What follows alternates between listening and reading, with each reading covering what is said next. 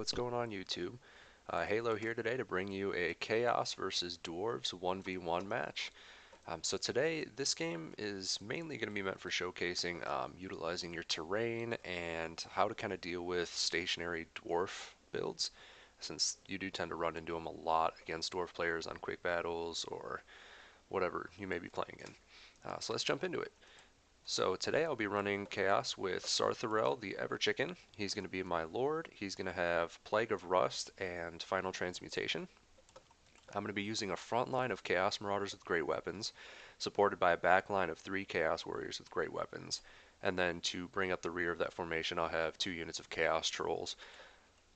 On the flanks here, I'm going to have 2 Gore Beast Chariots, and then I'll have forward deployed 3 Marauder Horsemen with throwing axes, just to kind of get in the back lines, harass, skirmish, keep a little mobility to a generally stationary faction.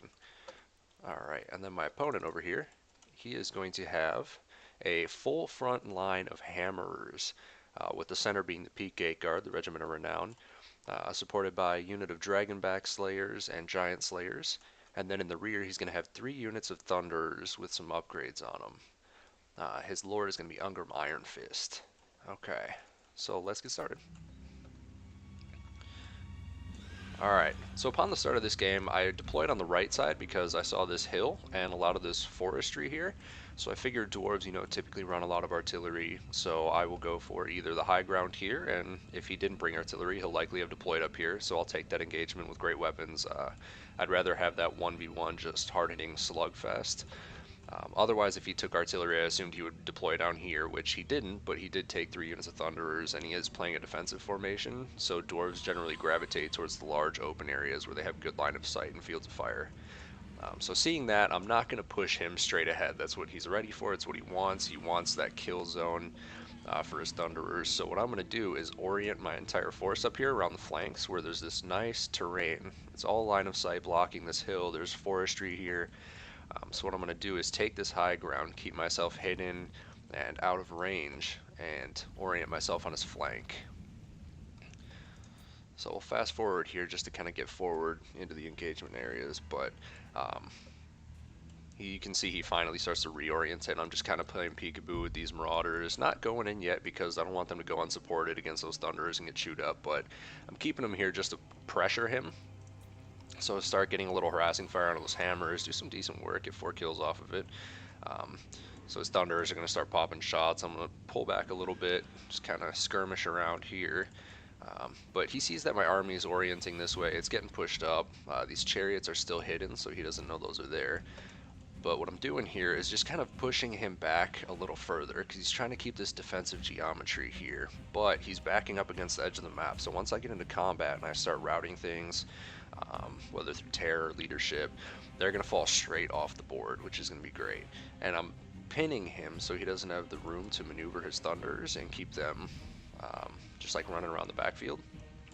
So now that this flank is basically up against the map edge, I'm going to be moving all of these Marauders out to go around for the opposite flank, just to keep pressure on that side so he doesn't just completely orient this way.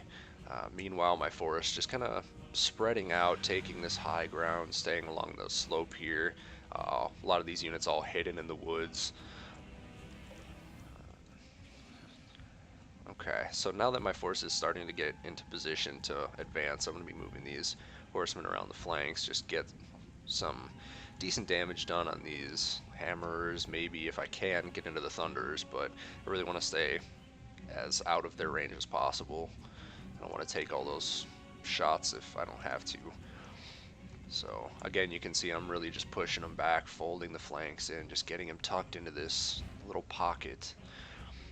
And I'm just posturing, getting ready, slowly advancing, putting the pressure on with those Marauders, kind of test his micro, keep them honest, focus them on that side.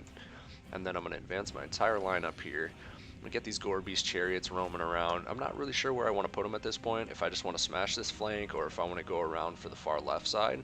It's a little bit of a haul, but I am going to start moving them toward the center of my formation just to keep some flexibility. And then now that he's starting to focus on the advance here with his Thunderers, this is a great time to start pushing up my Marauders.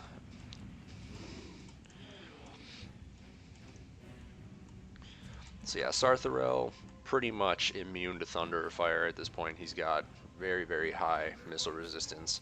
So I'm just going to park in right here. Got this little chunk of terrain blocking this whole unit of Thunder. There's a lot of their fire just getting soaked up there. So I'm just going to stay stationary seeing that. Put some fire into some of these other units. And then, yeah, the front line's going to get engaged.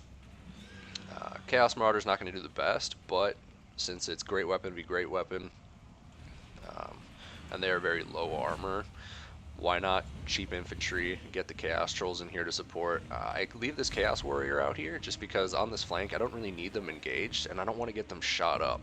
So I leave them here as a support unit so that in case I need them in a late game environment, I have all that extra health to kind of get in on these Thunders. Um, Meanwhile, I have all the Gorby's chariots just kind of pulling through, getting into the Thunders, doing a few rear charges here and there. Still just shooting it out with them. Sarthrel gets into the backline into the Thunders, cut off their fields of fire. Winning these engagements over here. The Warriors traded pretty well with hammers. Get those Chaos Trolls moved in, and then since this flank has fallen and everything's already running off the board, I'm just going to start enveloping, pulling from the sides. And yeah, this is one of the big issues with playing the dwarves and going for this kind of turtle style. Um, it leaves you very susceptible to being outmaneuvered, outflanked, and it puts you in the position of giving the advantage to your opponent. So you see in the beginning there, because he kept holding back and pulling away from my forces in reserve, just playing very, very defensive and cautious, it gave me the opportunity to put him in the position I wanted him. So I took that high ground, I kept away from his fields of fire, I got the flanks off and just collapsed on him, and he ended up having to play completely reactionary, and in that case I had the edge. So here he just doesn't have enough to chase around these Gorbies. He doesn't have anything to do with Sarthrel. Sarthrel's untouched, full health right now. Winning these fights, just getting in on these giant slayers and hammers. Unfortunately, at this point, having gotten so focused on the battle, I did forget to micro those Chaos Warriors in, which would have been nice, but I didn't really need them anyways. So yeah, the Marauders over here rally, some Trolls rally, and yeah, I'm just going to keep moving these Gorbeasts around, just tying up these Dragon Backs and Ongrim, and I'm just going to keep plinking away with these Marauders. Wrapping up the frontline engagement here, Sarthrel barely taking any damage, chasing everything off the board. But yeah, this is something you really need to think about. If you're a dwarf player, keep it in mind. You don't want to just sit and be stationary. You want to be flexible. You want to have a spread out line, and don't let yourself be pushed up against this border edge, especially against factions that have like terror causing or fear causing. Because once your units rout, there's no room here for them to really rally half the time. They're just going to go straight off the board, and you're gonna lose that unit just flat out. So at this point, he doesn't have anything left. He's got some Dragon Backs because they're unbreakable, and then he's got Ongrim. They're just going to be running around. I'm going to keep throwing my Gorbeast chariots, just plowing through them, waste the rest of my Marauder ammo, because Ongrim's a tank. But yeah, I'll just blow some ammo through, move all my infantry up, get them here so they're not getting thrown in one at a time. But yeah, I'm just going to end up overwhelming my opponent here, getting everything into combat. And yeah, that's going to end up being game. But definitely something you want to keep in mind when you're playing your matches is remember to utilize your terrain. Keep track of like your environment. Look at the map ahead of time before the game starts. If it's heavily wooded, maybe a lot of cavalry isn't the best option. Maybe not artillery. But use the terrain to your advantage. Maneuver around your opponent. Use the woods. Keep your units hidden. But yeah. Thanks for watching, guys.